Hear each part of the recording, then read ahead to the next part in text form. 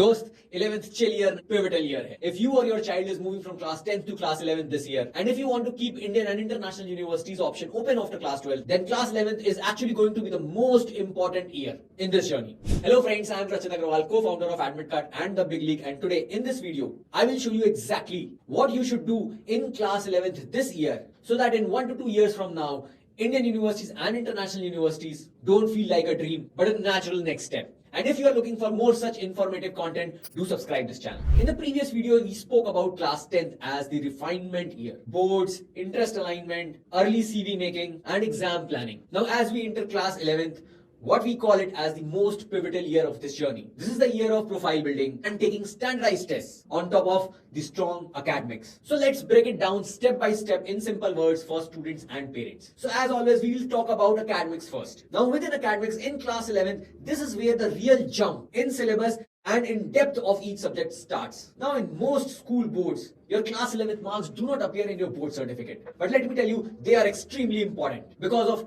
two major reasons.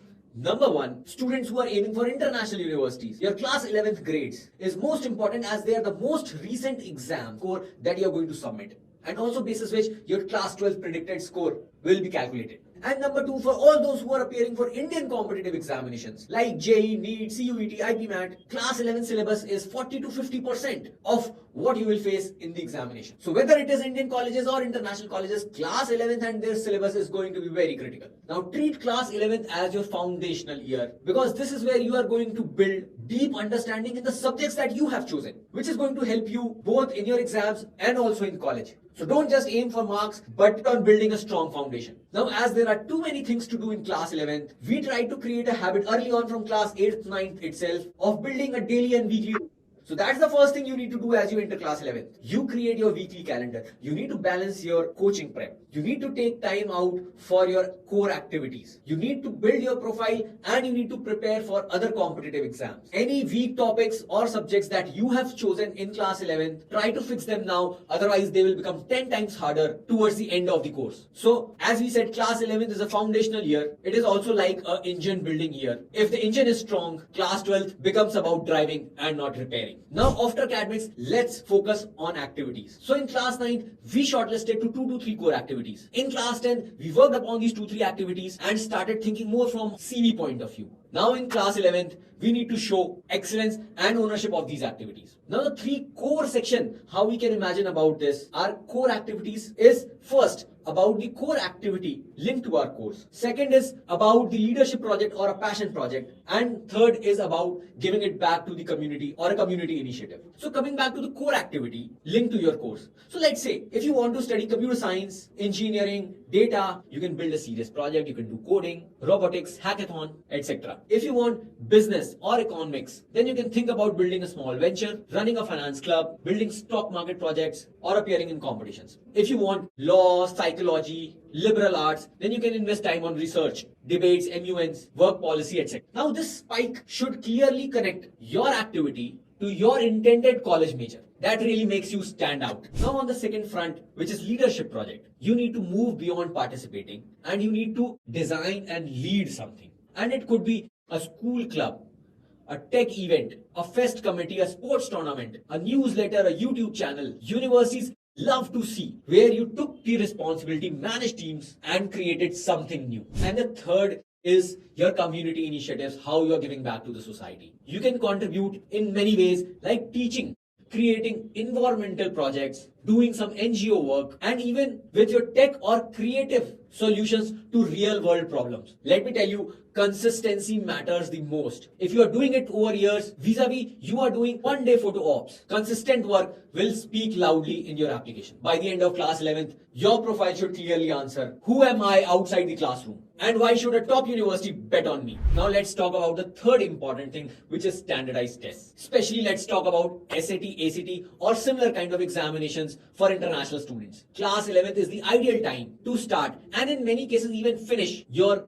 SAT, ACT attempts. Right time to give your SAT examination is actually the January of class 11th.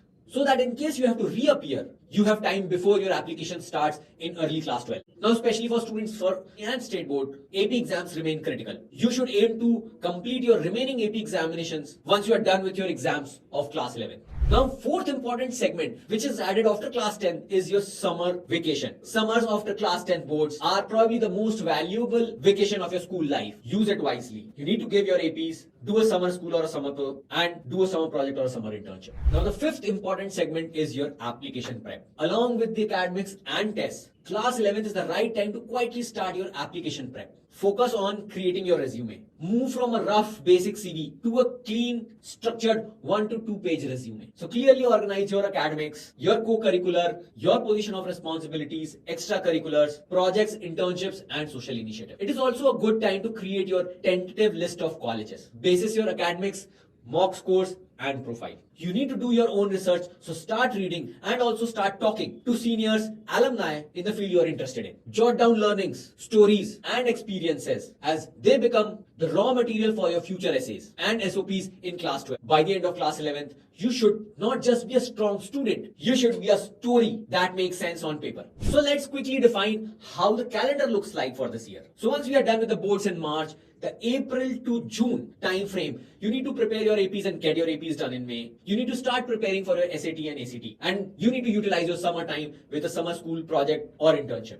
Now between July to September, you need to get your academic routine in place. You need to strike a balance between preparation for Indian and international exams and also deepens your association with the clubs, teams, initiatives, or whatever activity you are doing. Come October to December, you need to push hard on academics for your class 11. You're almost done with your SAT and ACT prep. Also, you need to decide the APs that you need to give after class 11, and you need to keep maintaining your updated resume and all the achievement logs for your future essays. Now coming to January to March, get your SAT or ACT done, prepare for your class 11 exams and get it done. Also, be more sure about your list of colleges where you want to apply. So 3 important points for parents who are watching this. Number 1, don't treat 11th as a buffer year, treat it as a pivotal year. Number 2, continue helping your child create the balance between academics, activities, standardized tests, and coachings. Number 3, we encourage all parents to speak more openly with teachers and mentors to understand better about the child and also build a relationship for future letter of recommendations. That's it for today. If you have found this useful and want a detailed brief for class 11th and 12th, do comment below and I will share more content with you. If you have any questions, do comment and I will respond. Share it with your classmates, juniors and parents. See you all in the next video where we will talk about what exactly we need to do in class 12th to convert all the hard work into real offers from top Indian and international universities. So subscribe to this channel to stay tuned.